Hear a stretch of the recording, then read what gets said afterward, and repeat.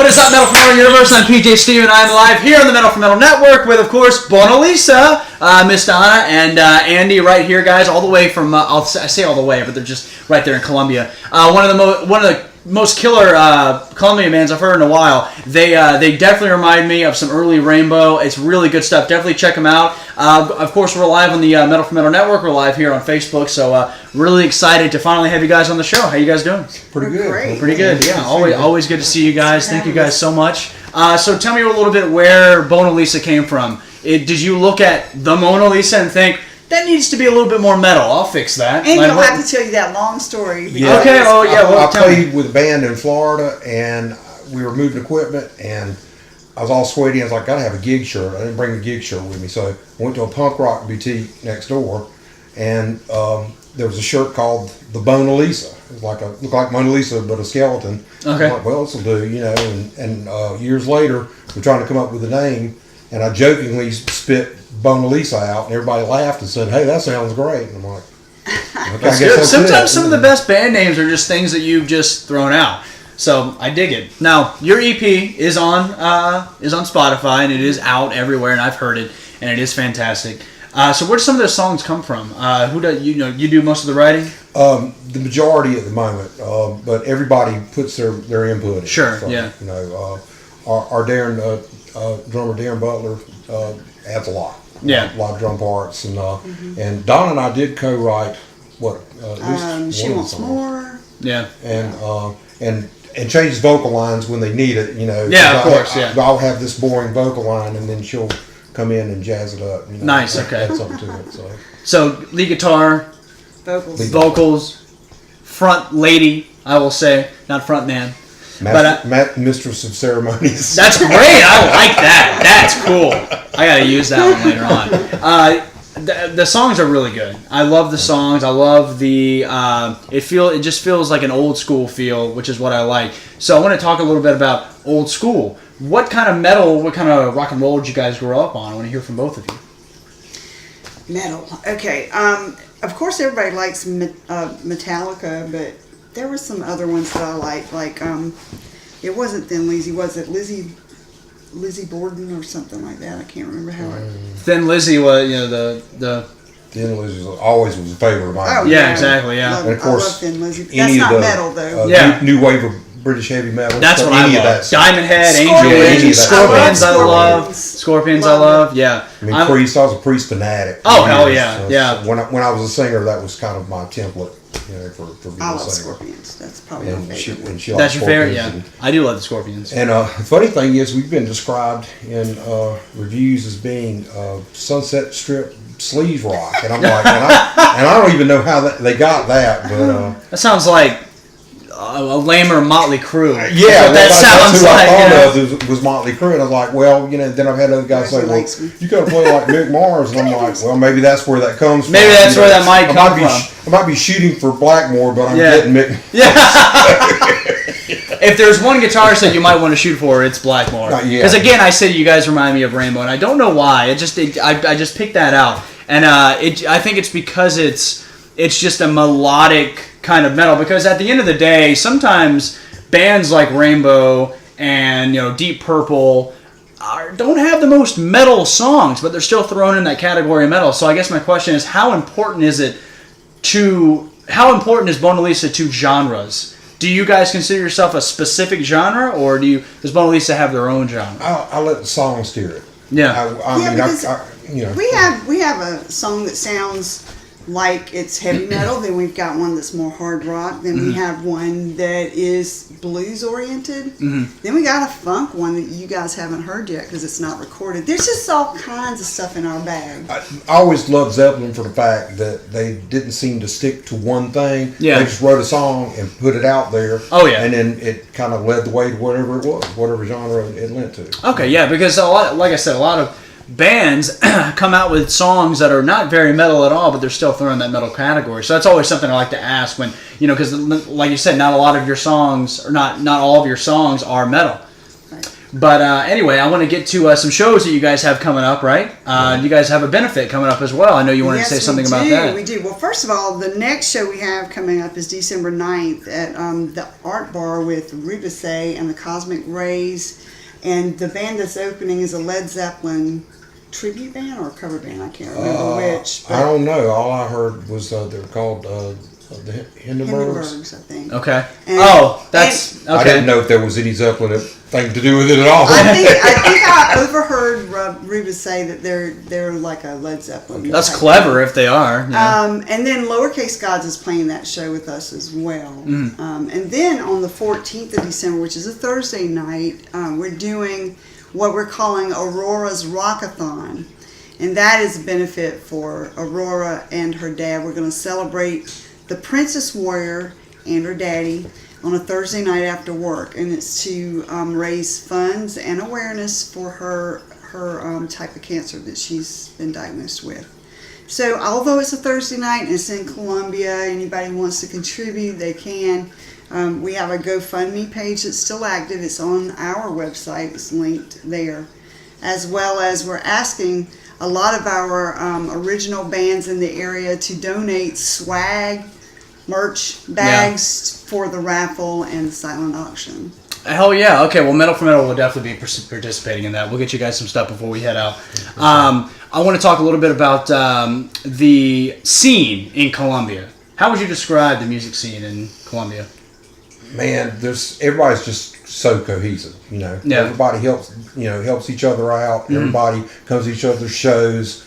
So everyone's really supportive. Yeah, I've never seen a community of musicians that pull together. All the musicians. And no matter what genre it is. Yeah. It doesn't matter, because we play shows with guys that are way, way heavier than us. And nobody seems to, and the crowd doesn't seem to segregate either. Right. They don't like, I don't like this kind of, if it's rock, they like it. Exactly. Any genre. That's kind of the way I am in a way, which is why, we obviously down here in Charleston we have a lot of punk bands that come on the show. I always get shit from Kevin Schmall from Hail Bob Astronauts who said, "Hey, you sure get a lot of punk bands on the metal show." Yeah. Anyway, I love you, man. Where are my buttons? But Kevin Schmall, but a lot of punk bands we talk about, we always try to talk about, is there a line between punk and heavy metal? Or is it just so blurred that for some reason back in the day it was very segregated, whereas now everything is kind of together. And I can speak from experience because I'm from the 70s. Yeah, I mean, you would hear stories, my buddy Herman from Hybrid Mutants, got made fun of because he was at I think it was a Misfits concert with a Megadeth shirt. And, it's just one of those things where it's like, well, why though? And just like you said, if it's rock, you'll listen to it. If it has a guitar, usually I'm into it. And that's I think that has to do with a lot of music. I think nowadays. Both genres are like kind of a do-it-yourself kind of a thing. Yeah. Because we've always kind of like had to push ourselves. Yeah. I do want to say that Don? I think that a lot of the categories have been misguided anyway. Like they're calling rap rock when it's really rap. You know what I mean? Agreed, yeah. I don't agree with that. But as far as us being supportive of each other, no matter what kind of music they're playing, we're all very supportive of each other. Yeah. Yeah, and you should be. You should always support local bands. I've always done that, and which is why one of the big reasons we do, Metal for Metal, to get out the great word of that these great local bands down here in South Carolina are really kicking ass. Like bands like Lowercase Gods, for instance. Lowercase Gods, yeah. Rubise and the Cosmic Rays. Yes, and what is it? The Haves. Love the Haves. They're not rock, I don't think. I think they're rock. It's kind of like Rage Against the Machine. Oh, okay, that's killer. I mean, if I had to use the definition, which I'm not trying to say you're like exactly, so it's its own thing. Yeah. But it's reminiscent of that. And Pig Head Dog? Pig Head Dog. I'm sorry, Bubs. He's punk. Yeah. Trying to see, I can remember all the stuff until I can't remember it. It's the story of my life. Stardog. Stardog. Artie's a great friend of mine. Stardog is awesome. The Raz, they're like almost they're like a heavy blues kind of band. Okay, hell yeah. Well, looks like we gotta be getting out to Columbia to see some bands here pretty soon. We have a lot of talent there. I want to talk about specifically you two. How long have you guys been together? You guys are married, yeah? We've been married. April 20th will be 16 years. Wow. See, Andy was 16. You know. April 20th will be 16 years. I'll write it down. And we got married on 420, y'all. That's pretty metal. 420. Okay, so anyway. So were you guys always into hard rock, heavy metal, like when you guys were growing up? We had similar interests, definitely. Uh-huh. Not always 100% agreeing with each other. We don't ever 100% agree. Like, there's things that I like and he doesn't like. Like, I like Pearl Jam, but he doesn't like Pearl Jam, which isn't metal, but... we have differences in taste. But sometimes that makes for a better band, yeah. And it makes it interesting. You know, if you... It's like one of those things, you know, when Maiden first started... the lead guitarist at the time, who I can't remember, it was Dave Murray, and then it was either way another guy that wasn't in the band during the second album. Either way, they would make fun of him on the tour bus because he would listen to the Eagles. You know, and it's one of those things where, you know, they didn't want to take away from the influences. You know, but I think that I think that makes a more interesting band if you have a lot of different genres and bands that you listen to that can make one hell of a band. More flavors. You know? Yeah, exactly. More flavors, most definitely. It all takes a part of it. Yeah, I agree, most definitely. So have you guys ever played down here in Charleston?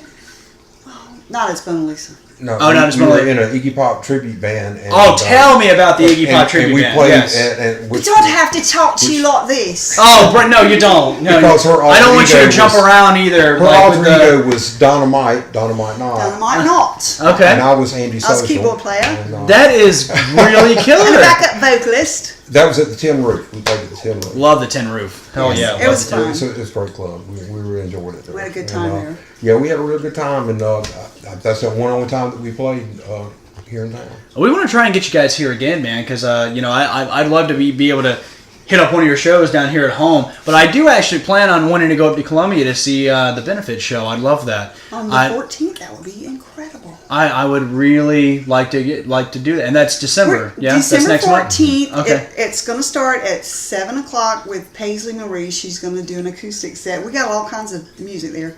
So Paisley's going to do an acoustic opener, followed by the New York Disco Villains. And if you hadn't seen them, you have got to see them. New York Disco Villains.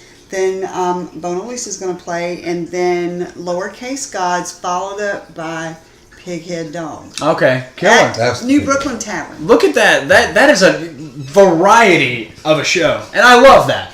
You know, sometimes it's one of those things where you don't want just the one genre going on. It's really interesting to sometimes get a bunch all in one show, and I like that. I like that a lot. So I guess talk to me a little bit about like where the music comes from, your influences. I know we talked about some of your favorite metal bands growing up, Scorpions and Judas Priest, but does that also go with your music that you write as well? Oh, it definitely influences us. Yeah, when I start writing a song, it's like it kind of gives me an idea when I start writing a riff or something, who it reminds me of, and sometimes that'll steer me a little bit. You know, like you know, this is kind of this genre. This is what should go with that. Right. At least lyric wise, it definitely helps a little bit. Okay. Because I mean, it's hard to get inspiration to write anything. Yeah. A lot of people don't realize how hard it is just to write a cohesive song. I understand, yeah, most definitely. And so any influence you can use to help that along, I think, is a good thing. And you're a very seasoned songwriter. You said you have a lot of songs on your back burner that you want to try and get recorded, yeah? I wouldn't say a lot. I've got some. I'm probably not very prolific. I don't write too many songs a year, but I've had a backlog of songs over the course of time that either didn't fit in whatever band I happened to be in at the time, because I was in an original band before this. Right. And I did some songs that we're doing now, I did with that band. It's called Gasoline Dream, but we didn't, we put 2 CDs out, but we haven't recorded any of those, I don't think, on the EP at all. So we're still wondering if we want to do that or not. I mean, they're good songs, I'd still like people to be able to hear them. Sure, yeah. But how far do you go back, you know, and keep bringing that song back up? Now, if it's like Rainbow, you can do, or Green Bonnet, you can do Since You've Been Gone. Yeah, exactly. Yeah. Most definitely. Everyone, no matter what band you're in, okay, we're going to do Since You've Been Gone. Yeah. Well, sure. Yeah, everyone has their classics. Well, and in that band, he was the singer, so. So it's different anyway. It is different. And Nice. one song, Lost Soul of Ireland, was Lost Son of Ireland. Okay. Before when I sang it, so. Well, it's not on this one, so. Oh, that's right. That's one of the ones we didn't record. Oh, okay. But We we, have do. just got a sneak But peek. we do Is what we live. got. It will be if it's recorded. It'll be Nice. Lost There's Soul some of Ireland. songs that we are performing when we play that are our songs that are not recorded yet. Of course, I mean we have more than 5 songs. Right. No, I assume. Yeah. They fill out the set. I assume. Yeah, of course. We're planning to go back in after the first of the year to do some more recording. Now, how did you find your bass player and your drummer? Bass player was the singer for the Iggy Pop band, and killer. Okay. And our bass player that we had before ended up getting a job that pulled him out of state all the time. Sure. And so he life happens. He bowed out, but he did a great job while he was there, Yeah. and it was everybody was cool. That about was it. Mike Risa. Mike Risa, and we ended up getting Wayne Sotomayor, Wayne Crash Sotomayor. AKA Crash Andrews. Yeah. Okay. Crash Cadillac. Wow. Okay. Another Columbia band. No shit. And, Okay. and I am Wayne familiar is a with very him, actually. accomplished bass player. Yeah. So he came in and he's been helping us out with the bass He's position. been doing an incredible job. Nice. Okay. Really cool. Well, I do have to ask, going back to your songwriting, who would you say would be your favorite songwriter? Songwriter. Yeah. That's Jimmy a tough Page. one. Well, Jimmy Page is as far as composing and all. I mean, Yeah. I've always loved the variety in his music. I mean, as far as particular genre, I guess. Well, it was Shanker. Shanker's always Shanker, been one of my yeah. favorites. Oh, that's the thing I was going to tell you. I just got done reading Pete Way's book, actually, a couple weeks ago. Actually, Frank, you let me borrow that. I got to get that back to you. But yeah, I just got done reading Pete Way's book, and some of the stories that are in there that he has about Shanker is incredible. I'd like to read that too. Yeah, I really think I good saw shit. something Really about good it being shit. advertised. Donna, do you have a favorite songwriter you could say? Maybe Gosh. Eddie Vedder? No, he's No. not my favorite. No, but I would not guess. Gosh, I don't know. There's so many. There's so many to choose from. I love Pat Benatar's stuff. I love Okay, her yeah. stuff. I love Heart. We were just talking about that this week, actually. God, Heart. Yeah. Really killer. Incredible writer. Yeah, oh hell yeah, yeah. And like that was different. You know, 2 female frontmen. Sisters. The sisters. That was really I different. gotta say that's probably my favorite. Okay. I Yeah, lean on very that a nice. lot, you know? Yeah, they were all groundbreakers. Yeah, oh, yeah. As far as female fronted bands go. I always get goosebumps when I hear their version of "Stairway to Heaven" at the Kennedy Center. I watch it about Yes! twice a month. Do you guys remember the first record you ever bought? I won mine, so. I think mine was Alice Cooper, Loved to Death. Fuck yeah! I'm a Love big Alice that. Cooper fan. Yeah, too, big you Cooper know. fan, man. I won it wasn't 10cc, it was, Oh, 10cc, I haven't heard them in a while. I'm They're giving killer. away my age They're here, killer. sorry. Wall Street Show. Hair to Dog, who does that? Thank you, come on. I would have known if you hadn't asked no, me. it's right there. Nazareth. It's Nazareth. It was Yeah, a Nazareth yeah. Love album. Nazareth. Yeah. I won on the radio. How old were you? I ain't telling you. You ain't telling. I was just curious. I'm I telling was you. just curious. So, but Andy, so you Too got old to answer that question. good answer. Alice Cooper. My favorite Alice Cooper band or Alice Cooper album is Constrictor, and that's some of his '80s stuff. I love But and a lot of people say that his '80s stuff is not as good as the '70s. I think it's just as good. Everything. I think he's tried to change with the times, but at the same time hold on to what he does with this. That's another great songwriter. Now, if I had to say another great songwriter, because there's humor. He has a way of putting humor into the music as well. You know, it's not just blood and gore and all that. He throws humor in to kind of counterbalance it. How important is it for a band to change with the times? I think everybody needs to stay relevant. Yeah, you think everyone needs to stay relevant? And stay true to yourself. That's probably the biggest thing. Yeah, because I agree. it would be easy for me to tune to drop D or drop C or whatever. I'm not sure if it's drop C. That's how much I'm not sure of it. But it's like it'd be easy for me to try to change myself into what I know is current but I wouldn't be true to myself. And no matter how archaic people think it is, I kind of have to keep doing what I do and what I think I do well. And you said your first love is you were a lead singer for a long time. You were a frontman for over 20 years. You said, but your love was always guitar. Yeah, right. I played guitar for 5 years, and then didn't have a lead singer in the band I was in. And in 3 months, I got more compliments from my singing than my guitar playing. So I thought, well, maybe this is what I'm supposed to do. Yeah. You know. So I took it up and carried it about as far as I thought I could, and just kind of lost that feeling for it, you know. Do you remember the first guitar you ever had? My first guitar, well, I had an acoustic, but my first electric guitar was a Gibson SG that my father bought for me with a padded custom amp. And he came in and said, "Come here, I want to show you something." And I came in this other room, and I was floorboarded. I mean, I never expected to get a Gibson, you know. Yeah. And I wish I still had that guitar. I kick myself in the butt every time I think about not having that guitar anymore.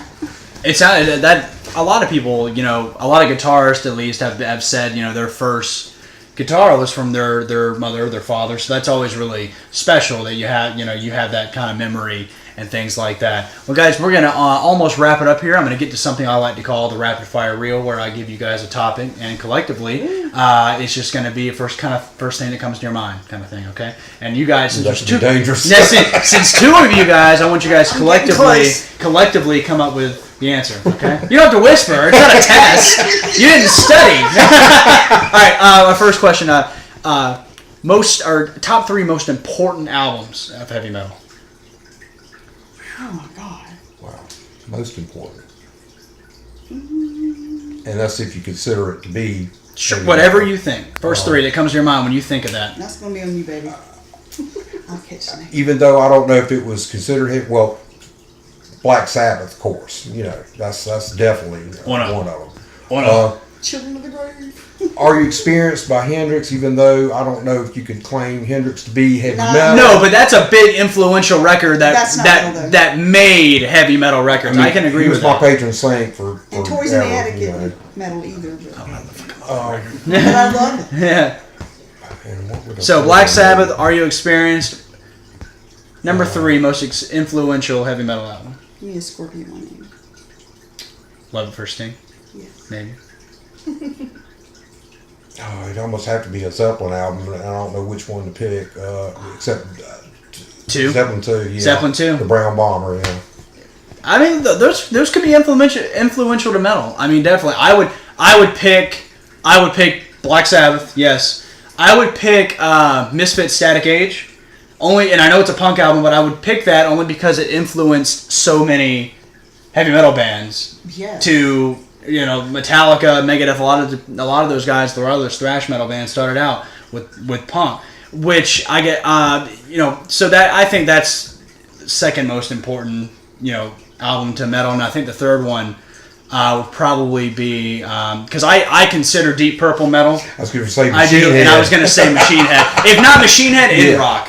Yeah, if not Machine Head, for sure. Made in Japan. Yeah. Oh God, I love Made in Japan, right? That's about it. It is metal in my opinion. Most definitely.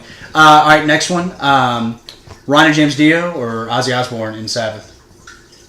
Ozzy. I like Dio. Dio. I like Dio in Rainbow, and Ozzy with Sabbath. Ozzy with Sabbath. Yeah, but definitely. See, definitely Dio with Rainbow. I mean, that was the classic line. Oh, sure. So, but in Sabbath, you would prefer Ozzy over Dio, and then you prefer Dio over Ozzy.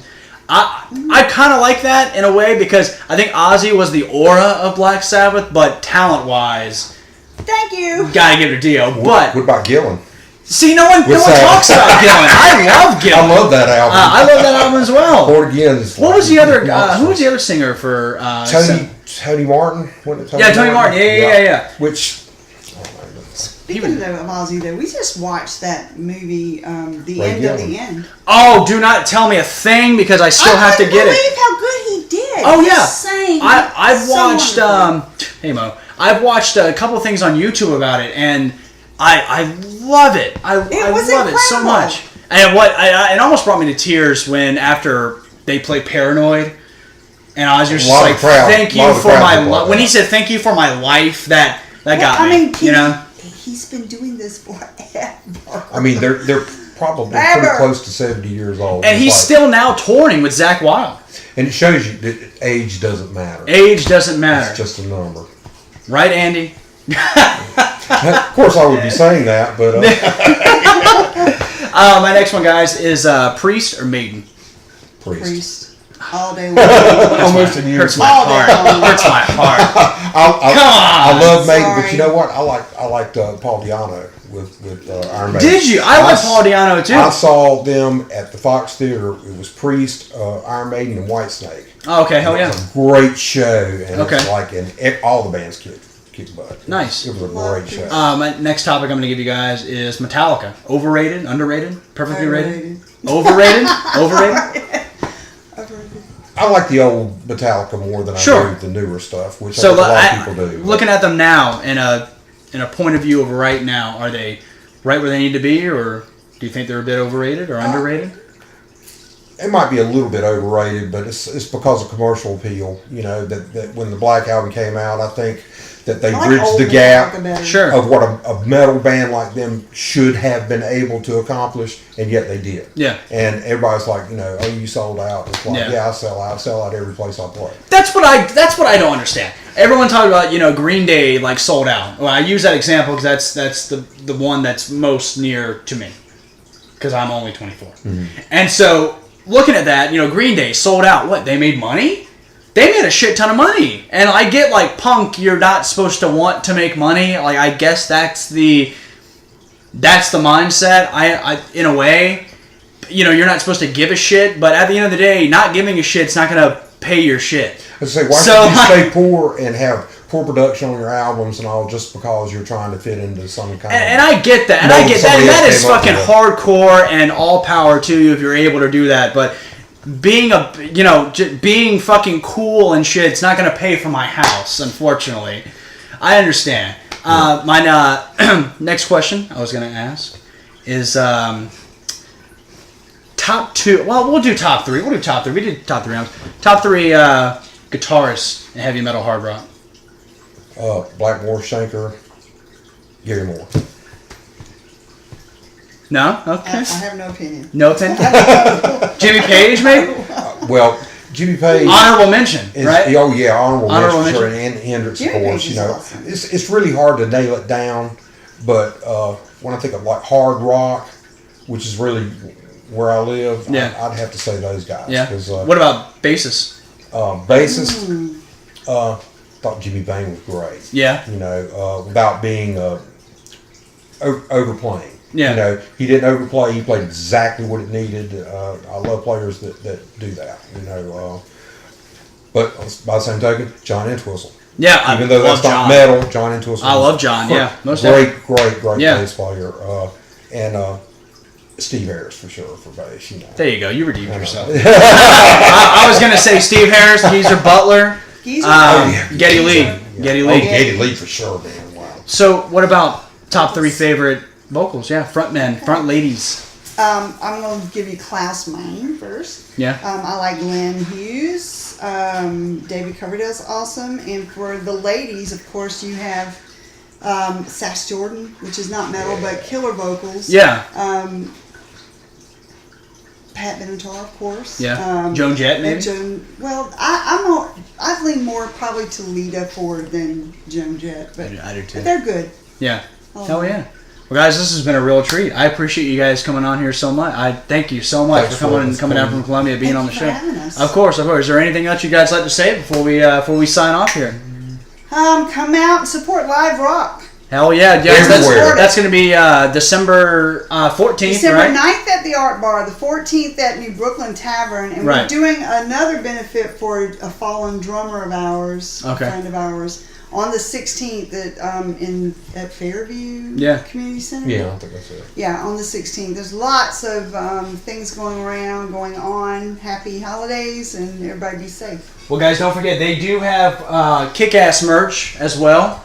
So definitely, we'll put a link down to their Facebook page and on your website. They can order these from the website, yeah? Mm-hmm. So, we'll we'll put a link down there so you can get their new EP. Their EP is also on Spotify, Amazon Music, all that noise, right? Yep. And then iTunes, Apple, and then of CD course Baby, pick yourself CD up a Baby. nice kick-ass Bona Lisa shirt. You understand? Guys, this has been PJ Steven with Metal for Metal. We appreciate you guys being on the show so much. Again, I'm with Bona Lisa, and you guys have a great night. Thank you guys for joining us.